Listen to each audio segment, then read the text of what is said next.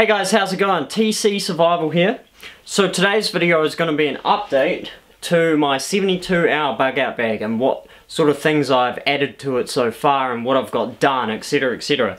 So in case you haven't seen any of the previous videos on this, the plan is to take this small 5-litre Kathmandu interloper like add-on pack, make this my everyday carry bag. So I've got this with me all the time, obviously, just in case you don't know what that means. Now it's got these clips here which will attach to this big bag that I'm wearing. So that way I can easily attach my everyday carry stuff to my bug out stuff. I think it's a really good idea. Let me know what you think anyway. So I want to show you some small little things that I've done to the bag itself. So the first one is, if you look here, you can't really see, but that is a paracord bracelet. So I've angled the whistle side here close to my mouth. So in a rescue situation, if I'm stranded with just my pack on and maybe my arms are broken, my back could be broken or whatever, it's really easy, okay, to get my mouth to the whistle piece. Now this can also be unclipped, and there is a metal piece on the other side, and the center of the actual clip is actually a flint and steel. So you can actually start a fire with this, and I think that's pretty cool. And the cool thing about these is they're really cheap. You can get them for like $2. So yeah, I thought that was a really cool little add-on. I've added these to all my bags on the straps here. I think that's a really cool idea. Now also, if you look here, I've added a knife. Now obviously you have to take this off if you're going to be traveling anywhere, but for a bug out situation, having a knife attached to your bag, I think it's just a good idea. And I hate when the straps are on my bag and I've got a knife on my belt here. It's really uncomfortable, so having a knife really accessible like that, I think it's a good idea. I just really do. I'll show you a close-up. How's that? Nice and easy, eh? Cool, so let's get into some of the stuff I'm going to be adding to this pack. So let's start off with rescue equipment. I have got here 2 different kinds of flares. This is a handheld flare, so basically all I need to do is twist the top. There's going to be a tab in there, and you pull the tab, creates a flame like that, okay? You can use that in caves, like to replace a torch, wave it in the sky. I might teach you guys some hand signals. Now this one is a little bit different. You can see it's a lot longer, a lot larger, but it's the same sort of thing. You twist that, you pull the tab, but this one will actually shoot a flare. So all those shooty flares you've seen in movies, that's one of these. So I thought it would be really good idea to add these to my pack. Now this here is a 20-litre water container. Now I don't know about you guys watching this video, but I personally, out in the outdoors, I've been in survival situations, proper survival situations, and what happened to me was water was everywhere, but I had no way to store it. So I always carry a container. Now this one is thick. It is thick as nothing is going to pierce that. It's quite light, and you can see how compact it is, and I think it's just worth having a water container or several. I've got, you're talking like Ziploc bags, you know, that is better than nothing. And a condom, I see you guys behind the camera like, oh, okay, a condom will hold a lot of water. I want to do a test and see exactly how much, but if you guys can't think of any containers, they will do just fine. Now, this here is my dry bag. So, I did a video on these recently, and these are extremely useful. You can turn it into a raincoat, you can lay it out, it becomes a big signal for aircraft or whatever. It's even got survival tips printed on the actual dry bag itself. You can use it as a bivouac, you can even make a shelter out of these. And if you don't need it for any of that, it's going to keep all of your stuff in your pack dry. I can't stress enough how important these are. Okay, so this here, I've got so many of these, I use them all the time. It's an emergency poncho. Basically, it just 10 seconds and you've got a raincoat, a disposable raincoat. And I like to use these quite often. I usually have a raincoat with me anyway, but you know, for this sort of size and weight, why not have another one? Like, I don't know, it just makes sense to me. Yeah, raincoat. What else can I say about that?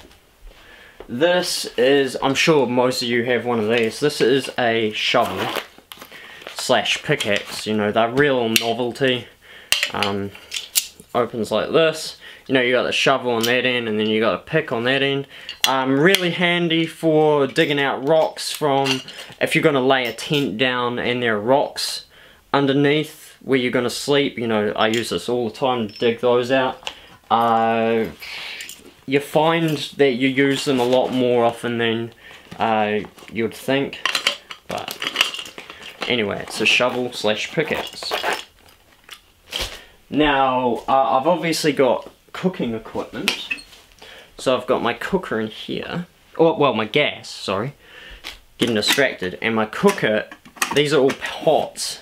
Now I want to find some lighter pots. I'll have to spend a little bit more money because these are really cheap. But you can get really lightweight pots. But these are copper and something else. They got the copper bottoms, see? They're really good, they heat up really quickly. Inside I have actually got my gas cooker. Now I want to upgrade that too, but you guys know how it is. You run out of money before you can get all the fancy stuff, but it's definitely on my list.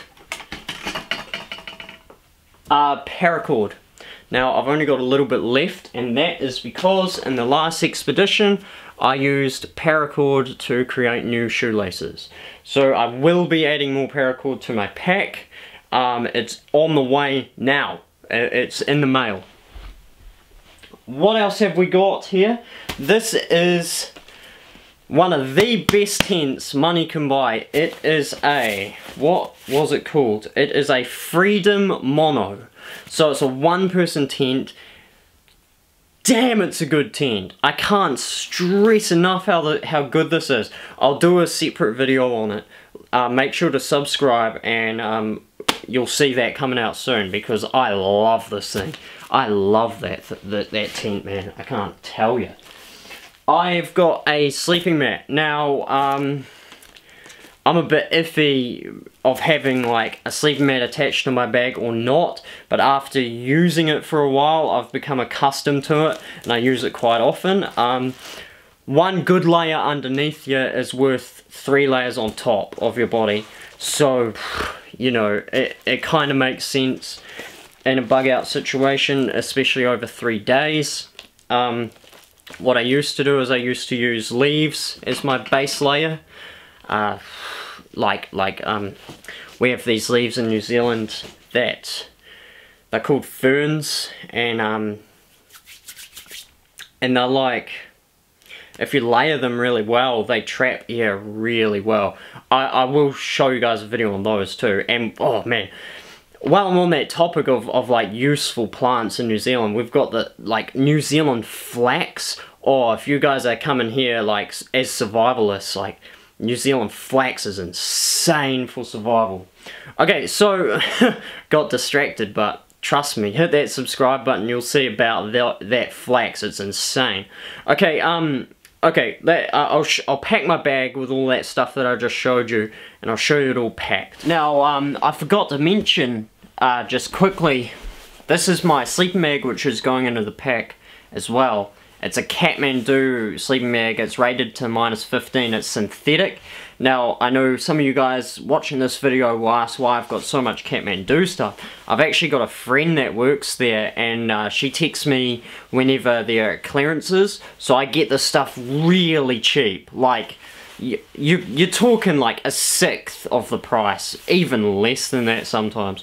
So that's why I got lots of Kathmandu stuff. I'm well aware it's a hit and miss brand. Like it really is. Like you can get good stuff there, but a lot of it is just toilet. It's awful. A lot of it. Like this puffer jacket, like, it's a good puffer jacket, but for the price, it's terrible. It is absolutely terrible for the price.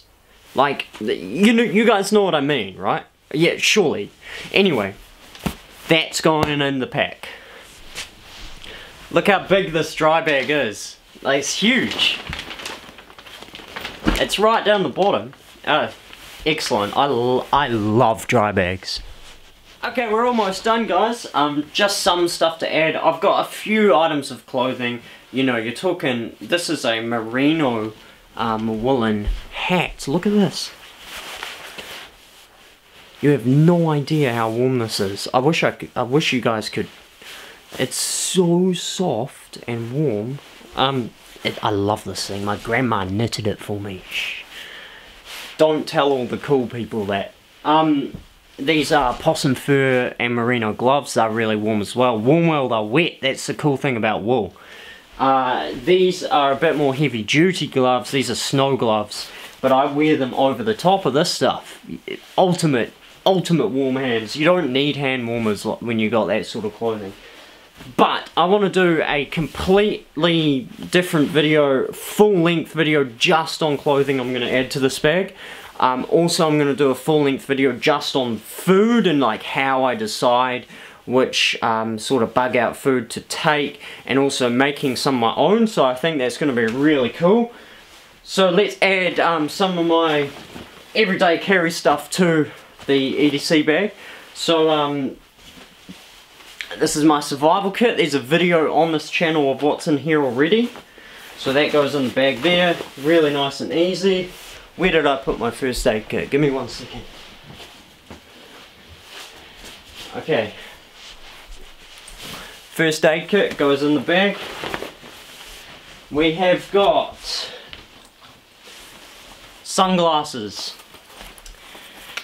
Not really survival related, I just hate getting sun in my eyes. This is when I was doing my army training. This is all military grade stuff. This is sunscreen. You know, I've got foot powder. It's still got my number on it, which is pretty funny. You know, I've got insect repellent, more foot powder, and some lip balm in there. So that goes in the everyday carry bag. I think there might be a video I've done on this already, but I'm not sure, I can't remember. This is going to go at the top of my bag. It's a rain cover for the bag, but it's bright orange. It's going to be excellent for search and rescue teams being able to spot you. Excellent. Plus it's going to keep your bag all dry, although I've got a dry bag for that, but if you are walking, especially in the snow, if you're walking with a bright orange pack and you're in trouble, you're going to get found so easy. Okay, these are waterproof pants. They're overpants. I like New Zealand. We've got like a joke in New Zealand about there being 4 seasons in one day. It could be bright and sunny out in New Zealand, you know, for the morning, and then suddenly at lunchtime it's raining. We are technically a rainforest, so having waterproof pants, because I'm not always wearing waterproof gear during the day, having portable waterproof pants is really important to me personally. I don't know how it is in your country. Most of you guys watching this video are from America, and I have no idea what it's like there. None at all. But anyway, that's all I've got for now. I hope you enjoyed the video. Subscribe down below. This is not the last video I will be doing on this channel on this bag. I need to add clothing, I need to add food. There are a few other fine points I need to add. If you think I may have forgotten something, put it in the comments. I'll read every single comment. Thanks heaps for watching, guys. I'll see you later. Here's the bag before we go. It's looking pretty good, guys.